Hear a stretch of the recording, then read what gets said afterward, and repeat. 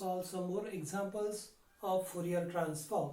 So one more example on Fourier transform is find the Fourier cosine transform of the function f of x is equal to cos x if x lies between 0 and a and this is equal to function equal to 0 if x is greater than equal to a.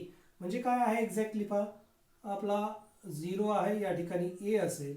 Okay, तर याच्यामध्ये एकची कोणती जरी value घेतली, okay, तर याच्यातल्या कुठल्याही एक्सला आपलं function काय येणार आहे, ते येणार आहे cos x. ओके, आणि याच्या बाहेर a पेक्षा मोठ्या व्हॅल्यूकडे तुम्ही गेलात तर त्या केसमध्ये फंक्शनची व्हॅल्यू काय येते, 0 येते. म्हणजे a पेक्षा मोठा कुठला जरी x तुम्ही घेतला तर त्या एकच्या व्हॅल्यूला फंक्शनची व्हॅल्यू 0 असणार आहे. असं हे फंक्शन आपल्याला दिलेलं आहे आणि याचं फुरियर ट्रान्सफॉर्म आपल्याला फाइंड करायचं आहे. ओके, तर फुरियर ट्रान्सफॉर्म पाहिजे आपल्याला. फुरियर कोसाइन ट्रान्सफॉर्म साठीचा formula fc of lambda is equal to integration 0 to infinity f of x into cos lambda x d lambda. Okay, cos lambda x function असणारच आहे, त्याला multiply दिलेलं function F of x आणि त्याचं integration 0 to infinity म्हणजे आपलं Fourier cosine transform भेटणार आहे. तर याच्यामध्ये आपण व्हॅल्यू पुट करूया. So this is equal to integration 0. त्यासाठी इंटरवल चेक करायचा. दिलेलं फंक्शन जे आहे ते नॉन झिरो फंक्शन आहे. कधी तुमचा एक्स हा 0 आणि a च्या मध्ये असेल तर 0 टू a साठी तुमचा एफ ऑफ एक्स आहे कॉस एक्स इनटू हे कॉस लॅम्बडा एक्स फंक्शन आहे तसं dx प्लस a च्या पुढच्या जे काही व्हॅल्यू असतील अप टू इन्फिनिटी, तर त्यासाठी फंक्शनची व्हॅल्यू 0 आहे. मग इंटिग्रेशन मध्ये ती फंक्शनची व्हॅल्यू 0 घेतली तर फंक्शनची व्हॅल्यू काय भेटणार आहे, 0 भेटणार आहे, कारण आपल्याला माहिती आहे डेफायनाइट इंटिग्रेशन ऑफ 0 इज 0. तर आता हे आपल्याला सॉल्व्ह करायचं. या ठिकाणी ऑब्झर्व केलं तर तुमच्या लक्षात येईल दोन्ही ठिकाणी कॉस फंक्शन आहे पण अँगल मात्र वेगवेगळे आहेत. Cos into cos with different angle. तर त्या केसमध्ये आपल्याकडे फॉर्म्युला आहे. त्यासाठी आपल्याला काय करावं लागेल, 2 ने मल्टिप्लाय आणि डिवाइड करावं लागेल किंवा डायरेक्ट मी म्हणतो using this formula using 2 cos a into cos b is equal to formula आहे पहा cos a plus b plus cos a minus b. Okay, हा स्टँडर्ड ट्रिग्नोमेट्रिक फॉर्म्युला आहे. cos a plus b plus cos a minus b काय असतं, 2 times cos a into cos b असतं. आता याच्यातला a कोणता आणि b कोणता ते आपण डिसाइड करायचं आहे. इथं रिस्ट्रिक्शन नाहीये, मल्टिप्लाय 2 लागतंय पण इथं नाहीये. म्हणजे काय होईल, cos x into cos lambda x is equal to ते होणार आहे cos x plus lambda x plus cos x minus lambda x आणि याला डिवायडेड बाय हा जो 2 आहे तो शिफ्ट केला इकडे. ओके, किंवा इथं जरा वेळ आहे तसा ठेवा आणि मग आपण त्याला सिम्प्लिफाय करूया आणि मग cos x into cos lambda x आपल्याला भेटेल. एवढं डिटेल लिहायची गरज नाहीये, तुम्हाला समजावं म्हणून मी लिहितो इथं.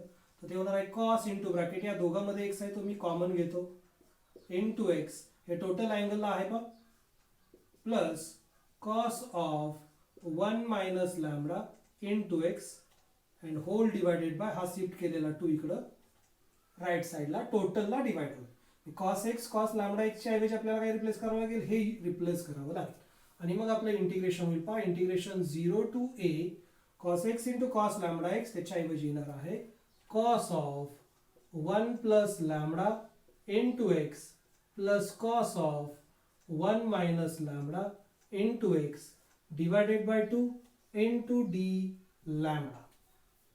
आणि त्याला मल्टिप्लाय काय असणार आहे, d lambda असणार आहे. Okay, so this is equal to, sorry या ठिकाणी लॅम्बडा नाहीये x आहे कारण x चं फंक्शन आहे पहा. x चं फंक्शन असेल तर integration with respect to x असते. इथं x आपण घेतलेला आहे, इथं x पाहिजे. Okay, so integration with respect to x. आता हे डिवायडेड बाय 2 जे आहे ते बाहेर आलं. या दोन फंक्शनची बेरीज आहे, बेरीज वजाबाकी असेल, ॲडिशन सबट्रॅक्शन असेल तर इंटिग्रेशन सेपरेट होतं.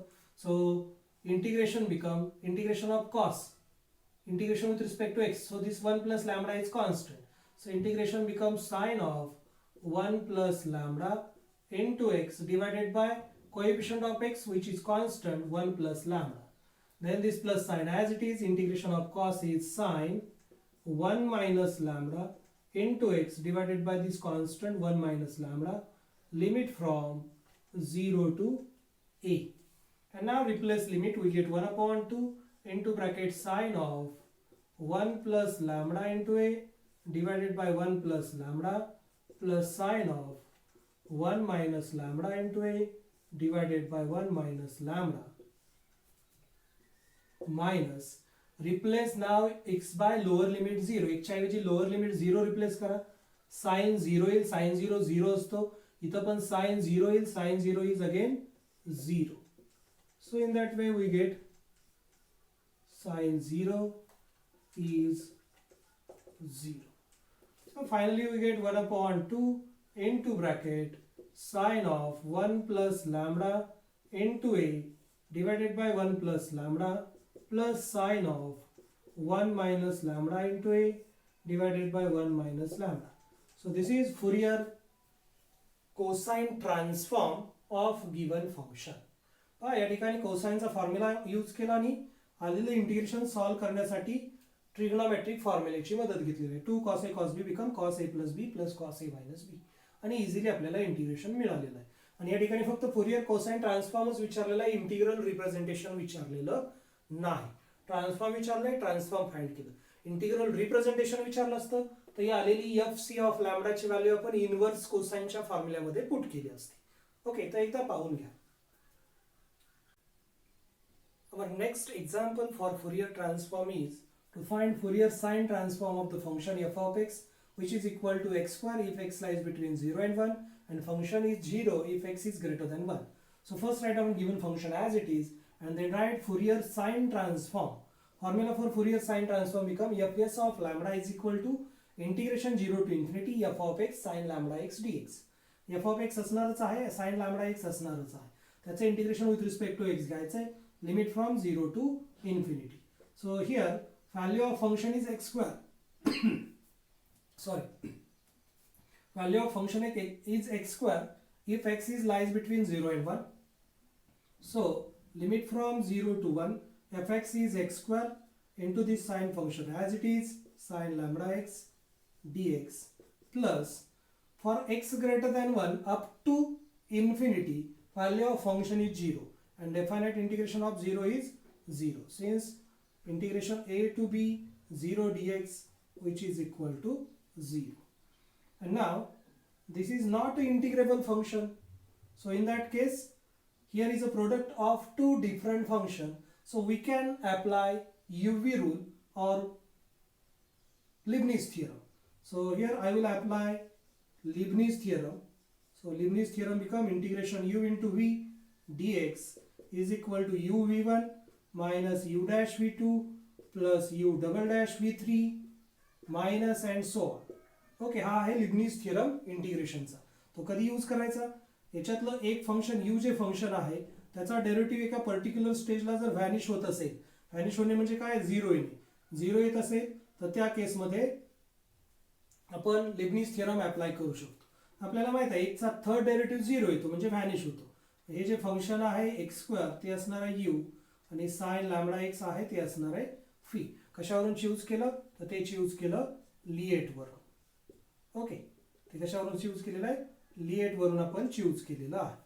हे अल्जेब्राइक आहे, ट्रिग्नोमेट्रिक आहे. या सिरीज मध्ये अगोदर अल्जेब्राइक येतं आणि नंतर ट्रिग्नोमेट्रिक येतं.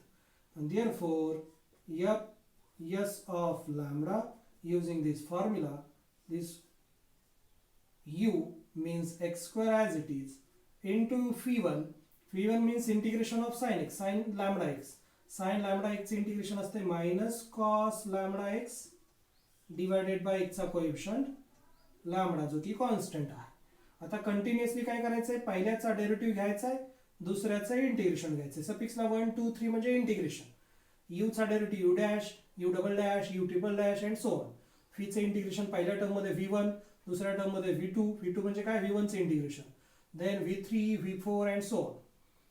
तर या ठिकाणी येणार आहे, ब्रॅकेट मध्ये लिहितोय मी मायनस साइन एक्स स्क्वेअरचं डेरिव्हेटिव्ह 2x त्याला मल्टिप्लाय या दुसऱ्या ब्रॅकेटचा integration cos lambda x integration sine lambda x आणि हे मायनस 1 अपॉन लॅम्बडा आहे तसं आणि त्याला मल्टिप्लाय परत लॅम्बडा म्हणजे आला lambda square. Okay, bracket complete. त्याच्यानंतर प्लस आहे, पहिल्या ब्रॅकेटचा डेरिव्हेटिव्ह तो येतोय 2, दुसऱ्या ब्रॅकेटचं परत इंटिग्रेशन घ्यायचं आहे, साइन लॅम्बडा एक्सचं integration minus cos lambda x, हे मायनस आणि मायनस प्लस होईल.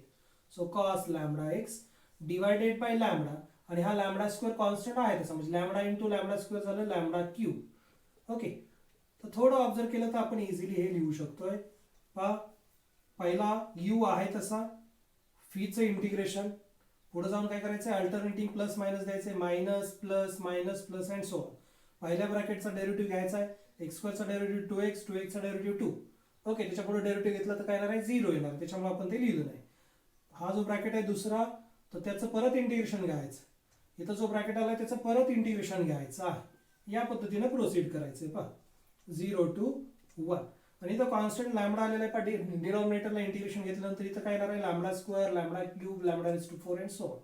Since integration of sin lambda x dx is equal to minus cos lambda x upon lambda, and integration of cos lambda x dx is equal to sin lambda x upon lambda. हे इंटिग्रेशनचे दोन फॉर्म्युले use केलेत. Okay, आता याच्यामध्ये थोडं simplify करू आणि मग limit put करूया. So after simplification this become minus x square cos lambda x upon lambda. Second term become minus into minus plus 2x sin lambda x upon lambda square, and third term become plus 2 cos of lambda x divided by lambda cube, limit from 0 to 1. Okay, limit काय दिलेलं आहे, 0 to 1 आहे. Okay, 0 to 1. याच्यामध्ये सुरुवातीला upper limit म्हणजे 1 put करायचं आहे. 1 put केलं तर ते होईल मायनस 1 चा स्क्वेअर 1च येतो, cos lambda upon lambda, plus 1 च्या ऐवजी 1 घेतलं, 1 into 2 2 sine lambda into 1 sine lambda divided by lambda square, आणि इथं आलं plus 2 cos lambda upon lambda cube, bracket complete. आणि आता मायनस साइन देऊन 1 च्या जागी 0 घ्यायचं, म्हणजे लोअर लिमिट घ्यायचंय. इथं 1 च्या ऐवजी 0 घेतलं तर पहिली टर्म 0 येईल, त्याच्यामध्ये x मल्टिप्लाय आहे, प्लस इथं पण x मल्टिप्लाय, 1 च्या ऐवजी 0 घेतलं 0च येणार आहे. इथं 1 च्या ऐवजी 0 घेतलं तर ते 2 upon lambda cube, since cos 0 is 1. So finally we get Fs of lambda is equal to this minus cos lambda upon lambda, then plus 2 sin lambda upon lambda square, then plus 2 cos lambda upon lambda cube, and this minus into plus minus 2 upon lambda cube. So this is our final Fourier sine transform of our given function. या पद्धतीने easily Fourier sine transform आपल्याला मिळून जाते. एकदा observe करा. दिलेल्या फंक्शनचं transformation Fourier transform use करून नवीन form मध्ये करण्यासाठीचं आणखी एक एक्झाम्पल आहे. पहा, exponential function together with algebraic function दिलेलं आहे e raised to ax divided by x, आणि Fourier साइन ट्रान्सफॉर्म विचारलेला आहे या फंक्शन साठीच. ओके, तर या ठिकाणी इंटरवल दिलेला नाहीये, साइन ट्रान्सफॉर्म विचारलं, इंटरवल दिला नाही, म्हणजे इंटरवल 0 to इन्फिनिटी आहे. तर सुरुवातीला दिलेलं फंक्शन लिहिलं आणि इंटरवल लिहिला मी, x is greater than equal to 0. So formula for sine transform, Fourier sine transform become Fs of lambda is equal to integration 0 to infinity f of x into sin lambda x dx. Sine transform विचारलंय त्याच्यामुळे इथे sin lambda x आलेला आहे. Cosine transform विचारलं असतं तर cos lambda x आला असता. ठीक आहे, तर याच्यामध्ये व्हॅल्यू पुट करूया. So this is equal to integration 0 to infinity, interval तोच राहणार आहे, x is greater than equal to 0 आहे. इथं दिलेला नाही म्हणजे तो 0 टू इन्फिनिटीच इंटरवल आहे. f of x आहे पा e raised to minus ax divided by x into आपलं फंक्शन आहे sin lambda x मल्टिप्लाय आहे तसं dx. So this is our Fs of lambda equal to, okay, so this function equal to this integration 0 to infinity. आता हे standard फॉर्म्युलाने solve करता येत नाहीये, इथं UV रूल सुद्धा अप्लाय होऊ शकत नाही, बाय पार्ट रूल. ओके, कारण इथं डिनॉमिनेटरला एक फंक्शन आलेलं आहे. e raised to x into sin bx चा फॉर्म्युला पण अप्लाय होऊ शकत नाही, कारण इथं डिवायडेड बाय x आहे. ओके, तर या केसमध्ये आपल्याला डिफरन्शिएशन अंडर इंटिग्रल साइन ची मदत घ्यावी लागते. So using rule 1 of differentiation under integral sine, तर तो रूल काय आहे, i ऑफ अल्फा फंक्शन असेल integration a to b f of x comma alpha d x. तर या केसमध्ये i with respect to alpha parameter आहे त्याच्या रिस्पेक्टिव्ह डेरिव्हेटिव्ह येतो. Integration a to b partial derivative with respect to alpha of f of x comma alpha d x. Okay, तर ह्याला differentiation under integral sign rule use करतोय. So we get derivative of F S of parameter कोण आहे या ठिकाणी lambda आहे. Okay, एकच्या respective integration आहे आणि इथं लॅमडा पण आलेला आहे. लॅमडा हा पॅरामीटर आहे म्हणजे त्याच्या रिस्पेक्टिव्ह आपल्याला डेरिव्हेटिव्ह घ्यायचा आहे. So this is equal to, याला मी म्हणतो equation 1. So derivative become integration 0 to infinity. First rule का, तर दोन्ही लिमिट कॉन्स्टंट आहेत पहा आणि इंटिग्रेशन आतमध्ये डेरिव्हेटिव्ह आतमध्ये जाईल तो पार्शियल डेरिव्हेटिव्ह होऊन जाईल with respect to lambda of e raise to minus x divided by x into sin lambda x dx. So this is equal to integration 0 to infinity. आता हे e raised to minus x upon x हे function multiply आहे, याच्यामध्ये लॅमडा नाहीये म्हणजे ते झालं constant. e raised to minus x upon x constant बाहेर आहे तसं आणि partial derivative with respect to lambda of lambda function which is sin lambda x. Derivative of sin lambda x is cos lambda x आणि त्याला multiply इथं फक्त lambda नाहीये, lambda x आहे. लॅमडा एक्स चा derivative with respect to lambda येणार आहे x, कारण या ठिकाणी एक्स हा कॉन्स्टंट आहे. Okay, into x dx. Okay, लक्षात आलेलं आहे.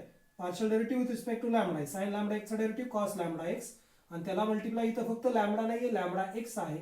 लॅमडा एक्स चा derivative with respect to lambda x into 1 which is x. हा डिवायडेड बाय एक्स आणि हा मल्टिप्लाय एक्स कॅन्सल होतोय पहा आणि आपलं इंटिग्रेशन उरतंय D f s of lambda with respect to lambda is equal to integration 0 to infinity and function become e raised to minus x into cos of lambda x dx. आता exponential into trigonometric cos function आलेलं आहे, तर या ठिकाणी आपण हा formula use करू शकतो using integration e raised to x cos bx dx.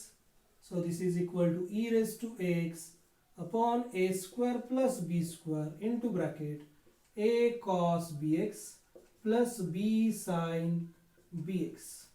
So using this formula we get derivative of f s of lambda with respect to lambda become e raised to minus x divided by e च्या power असणारा x चा coefficient minus a त्याचा square minus a चा square plus अँगलला जो b आहे x चा coefficient b तो म्हणजे या ठिकाणी लॅमडा आहे त्याचा स्क्वेअर इनटू ब्रॅकेट a म्हणजे या ठिकाणी आहे minus a into cos bx म्हणजे आहे cos लॅमडा x मध्ये प्लस साइन b म्हणजे आहे लॅमडा इनटू sin bx म्हणजे sin lambda x bracket complete limit from 0 to infinity. Okay, so in that way सुरुवातीला अप्पर लिमिट आपण put करूया लॅमडाच्या ऐवजी एकच्या ऐवजी इन्फिनिटी घेतलं e raise to minus infinity येईल. e raise to minus infinity असतो 0, हे 0 इंटू एनिथिंग बिकम 0 म्हणजे अप्पर लिमिटला फंक्शनची व्हॅल्यू डायरेक्ट 0 येते. नंतर मायनस साइन देऊन लोअर लिमिट 0 पुट करा, e रेज टू 0 असतो 1 डिवायडेड बाय मायनसचा स्क्वेअर प्लस a चा square a square plus lambda square into bracket इथं एकच्या ऐवजी 0 घेतलं cos 0 1 असतं म्हणजे आलं मायनस a प्लस साइन एकच्या ऐवजी 0 घेतलं साइन 0 असतो 0. So in that way we get e raised to minus infinity is 0, e raised to 0 is 1, cos 0 is 1, sin 0 is 0. So in that way we get d of s of lambda with respect to lambda is equal to he minus and a minus plus a divided by a square plus lambda square. So this become our equation number 2. आणि आता याला मी integrate करतो, याला number 2 म्हणायची गरज सुद्धा नाहीये. So integrating हा डेरिव्हेटिव्ह घालवायचा आपल्याला तर इंटिग्रेशन घ्यावं लागेल. Derivative with respect to lambda आहे म्हणजे integration with respect to lambda घ्यावं लागेल. सो इंटिग्रेटिंग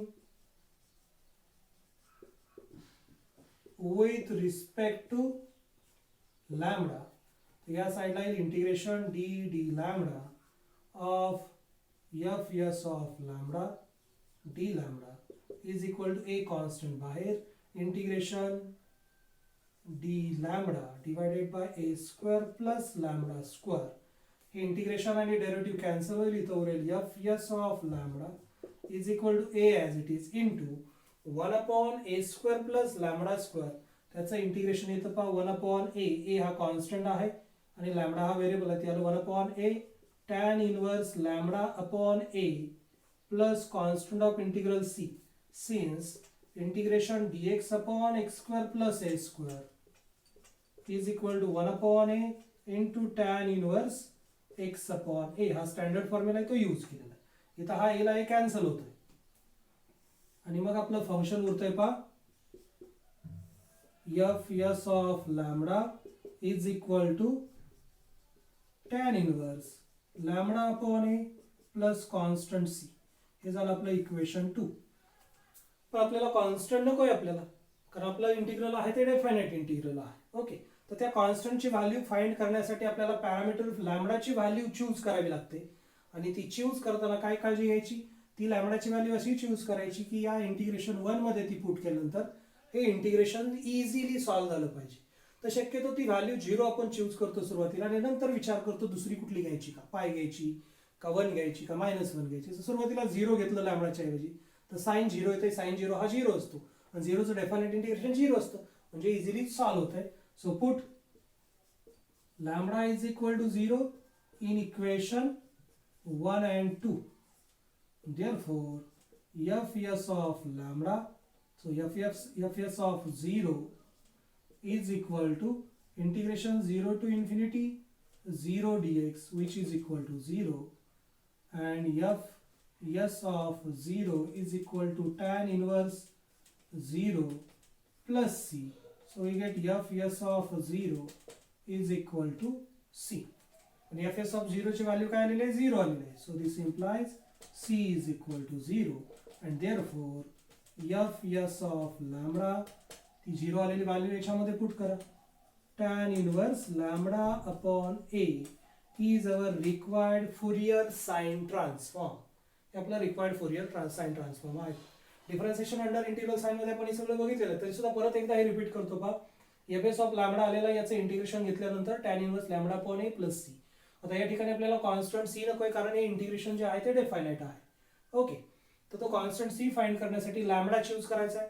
तो लॅम्बडा चूज करताना इक्वेशन 1 मध्ये तो आपल्याला पुट करायचा असतोय, त्याच्यामुळे तो असा चूज करायचा की जेणेकरून हे इंटिग्रेशन इझिली सॉल्व्ह होईल. इथं आहे साइन लॅम्बडा एक्स, जर लॅम्बडाची व्हॅल्यू 0 घेतली तर ते साइन 0 होईल आणि साइन 0 0 असतो आणि 0चं डेफिनेट इंटिग्रेशन 0 असते, त्याच्यामुळे इझिली सॉल्व्ह होते.